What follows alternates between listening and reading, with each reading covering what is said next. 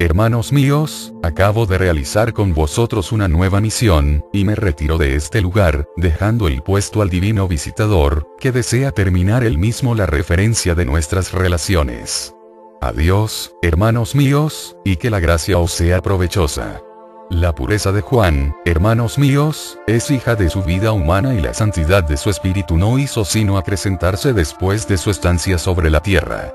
La primera condición del apóstol es la firmeza. Juan la llevó tan lejos cuanto lo permitía la naturaleza humana. La muerte del mártir le dio elevación delante de Dios y la cantidad de sus obras lo coloca a la cabeza de los que han sido enviados entre vosotros. La tierna afección que el apóstol me demostró desde el principio, se hizo cada vez más grande y la sorpresa de las personas que vivían con él se convirtió en respeto. El calor penetrante de mi alma, fundió el hielo que impedía al alma de Juan participar del dolor humano, desligando este dolor del principio de justicia para hacerlo resplandecer del don misterioso del hombre para con el hombre, honrando la cualidad de hermanos y llamando a todos los hombres hacia la perfección del espíritu. Dando a todos los espíritus el mismo origen de alianza con Dios y el mismo coronamiento en el porvenir, atrayendo hacia el corazón del apóstol, fanático por la virtud, la amplia expansión de la piedad fraterna y del amor humano, por el deseo de amor divino. Dejé a Juan recibiendo su promesa de purificar sus pensamientos con respecto a la fraternidad de los hombres, le prometí volverlo a ver y me dirigí hacia Jerusalén. Yo contaba ya en Jerusalén con un partido poderoso y devoto, debido más a los trabajos de José de Arimatea que a mis méritos personales.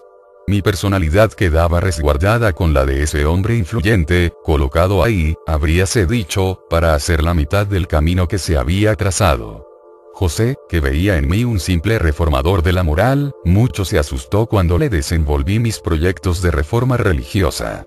Algo pesimista y clarividente, él empleó todos los medios posibles para hacerme renunciar a la mezquina lucha, como decía, de la arcilla en contra del cobre, de un niño en contra de una legión de gigantes. José tuvo en esos momentos de aprensión la visión de mi pasión y de mi muerte y del comportamiento de ese pueblo que en esos momentos era favorable a mis ideas de mejoramiento, pero cuya estúpida ignorancia me definió así como su volubilidad, fundada en sus cambiantes impresiones y en la rusticidad de sus instintos. Me pintó con caracteres de fuego el odio de los sacerdotes, la defección de las personas en quienes confiaba y la ira de los hipócritas desenmascarados. Colocó sobre la balanza, con sano criterio, la vergüenza de una derrota y la tranquila esperanza en el porvenir. Definió, en medio del transporte de su corazón, tanto los tormentos que me esperaban y los celos feroces de mis adversarios, como la paz de una existencia pasada, entre la amistad y la virtud. Hizo brillar ante mis ojos la tierna y deliciosa armonía de los goces del alma y les colocó enfrente la fatiga y el desengaño de una tentativa humanamente privada de toda probabilidad de éxito y llena de peligros, sin utilidad y sin gloria. Las abundantes razones y la lógica decidida de mi amigo, cayeron ante mi resolución. ¡Ay de mí! Yo empezaba a alejarme de la dulzura, y la aspereza de mi designio, daba a mis palabras la dura expresión de la impaciencia y de la altanería. José añadió la piedad a la aflicción y el modo con que sufrió mi mal humor me dejó libre de todo miramiento. Le comuniqué mis aspiraciones, mis propósitos, los signos de mi misión, los inmensos deseos de mi espíritu, las tontas fantasías de la muerte, que turbaban mis sueños, y le describí mis expectativas con respecto de la posteridad a la que hacía falta un iniciador que la deslumbrara. Yo encontraba la defensa de la humanidad en la abyección en que la habían sumergido los orgullosos fanáticos.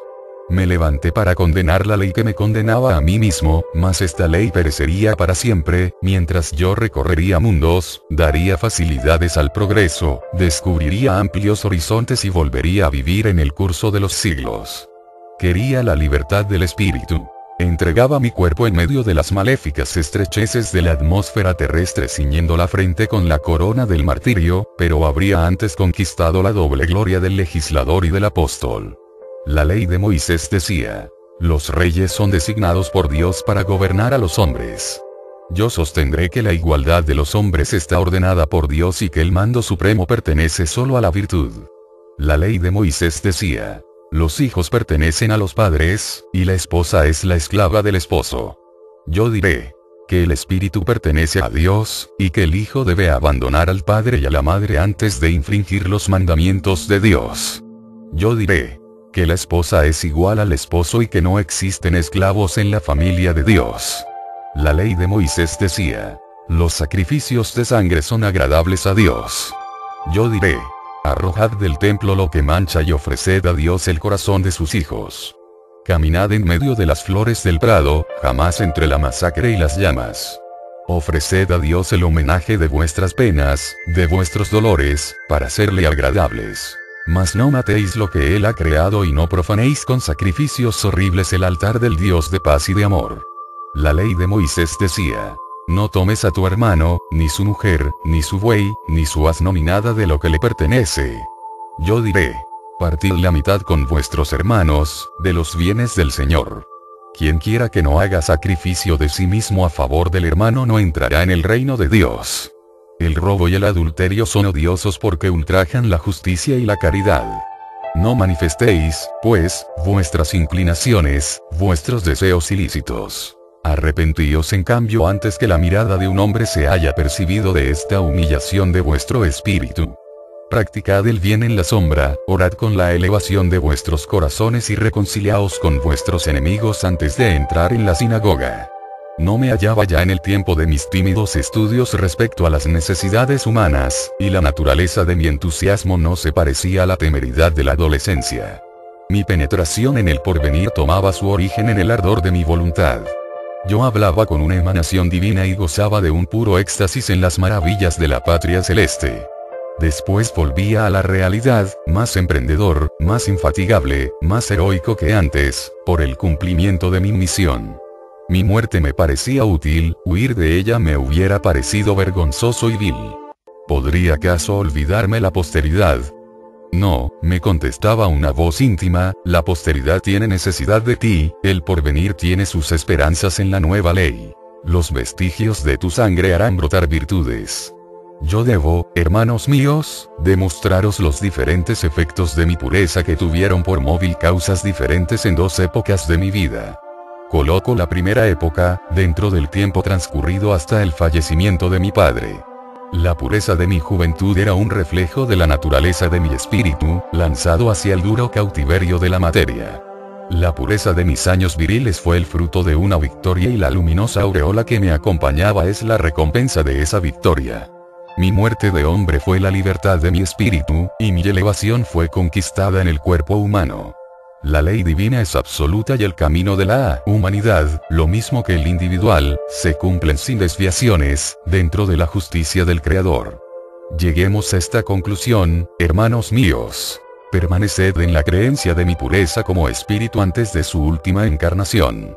Mas humillaos en cuanto a la dirección de vuestra humanidad, que encamina a todos sus miembros dentro de las mismas condiciones de existencia. Marcha humanidad terrestre, tú arrastras en tu rápido movimiento tanto las más bellas flores como las más deformes raíces. Mas, si en este movimiento la flor pierde su perfume, ¿cuánto tiempo se precisa para recuperarlo? Mas si en este movimiento la defectuosa raíz se abre en bellos brotes, cuán dulce rocío le dará fuerzas y la hará crecer en mejor temperatura. Admirable alianza de los espíritus, demostración de la fraternidad, vosotros descubrís la adorable bondad de Dios y explicáis su justicia. A la humanidad terrestre yo venía a darle mi vida de hombre, mis sufrimientos de hombre, mis pensamientos, mis trabajos, mi piedad, mi amor, mas en esta nueva peregrinación de mi espíritu, mi memoria me negaría el apoyo del pasado y mis fuerzas flaquearían a menudo. Como hombre sentiría el aguijón de la carne. Como hombre sufriría debido a la materia, y las afecciones combatidas me pesarían como remordimientos.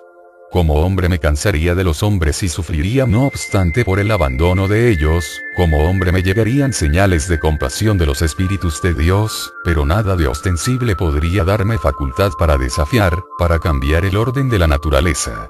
Como hombre, en fin, estaría sometido a la ley humana y la justicia de Dios no alteraría, por mí, su inmutabilidad.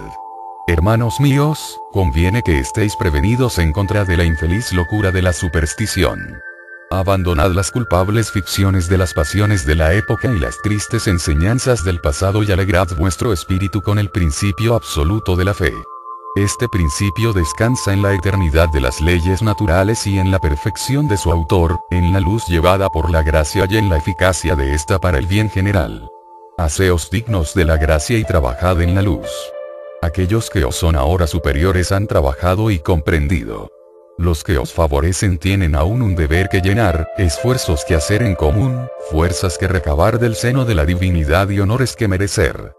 Las ideas de mejoramiento hacen latir siempre el corazón de los grandes espíritus. La ley general de las humanidades es la de marchar hacia adelante, la de los espíritus puros es la de traerle luz a la humanidad. Hermanos míos, la palabra de Jesús está ahí para traeros la luz. La vida carnal de Jesús trajo la luz, y los Mesías de todos los mundos y de todos los siglos han sido enviados para distribuirla. Mas estos Mesías encarnados en la materia, hacen causa común con la humanidad a la que deben ayudar, tienen la misma semejanza humana que los demás y nada hay que pueda librarlos de las tendencias propias de esta naturaleza. Haced pues, para todos, el mismo fardo de pruebas y la misma debilidad de órganos, la misma delicadeza material y el mismo olvido del pasado en la naturaleza humana. Honrad la justicia de Dios, majestuosa y fuerte en su curso. De la pureza de Jesús hecho hombre no juzguéis sus manifestaciones contando su pureza anterior de espíritu, mas llegad a comprender la lucha del espíritu perdido en la materia y obligado a someterse a las leyes de dicha materia.